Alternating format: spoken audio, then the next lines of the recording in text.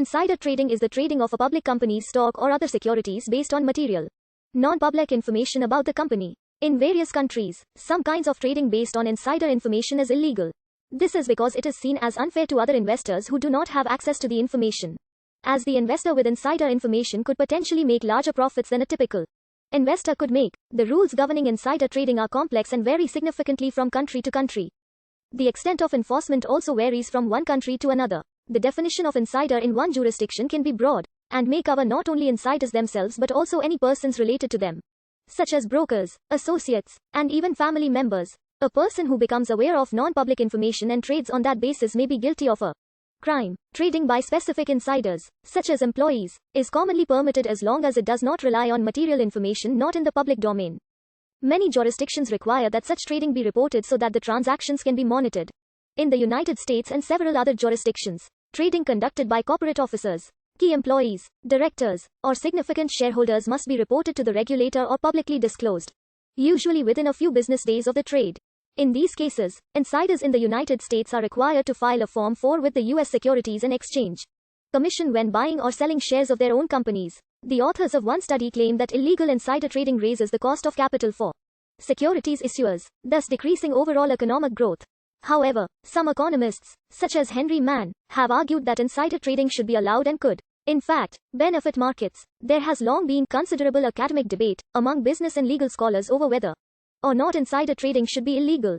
Several arguments against outlawing insider trading have been identified. For example, although insider trading is illegal, most insider trading is never detected by law enforcement, and thus the illegality of insider trading might give the public the potentially misleading impression that stock market trading is an unrigged game that anyone can play.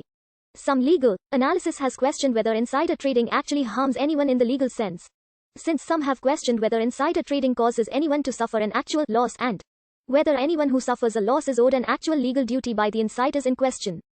Rules prohibiting or criminalizing insider trading on material non-public information exist in most jurisdictions around the world. Of the Securities Exchange Act of 1934 directly and indirectly address insider trading. The U.S. Congress enacted this law after the stock market crash of 1929.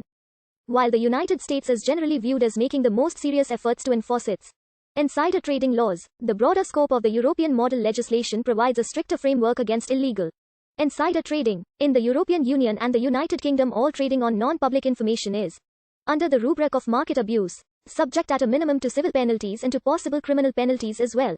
UK's Financial Conduct Authority has the responsibility to investigate and prosecute insider dealing, defined by the Criminal Justice Act 1993. In the United States, Canada, Australia, Germany and Romania, for mandatory reporting purposes, corporate insiders are defined as a company's officers, directors and any beneficial owners of more than 10% of a class of the company's equity securities. Trades made by these types of insiders in the company's own stock, based on material non-public information, are considered fraudulent since the insiders are violating the fiduciary duty that they owe to the shareholders. The corporate insider, simply by accepting employment, has undertaken a legal obligation to the shareholders to put the shareholders' interests before their own in matters related to the corporation. When insiders buy or sell based upon company-owned information, they are said to be violating their obligation to the shareholders. For example, illegal insider trading would occur if the chief executive officer of Company A learned that Company A will be taken over and then bought shares in Company A while knowing that the share price would likely rise. In the United States and many other jurisdictions, however, insiders are not just limited to corporate officials and major shareholders where illegal insider trading is concerned, but can include any individual who trades shares based on material non-public information in violation of some duty of trust. This duty may be imputed. For example, in many jurisdictions, in cases of where a corporate insider tips a friend about non-public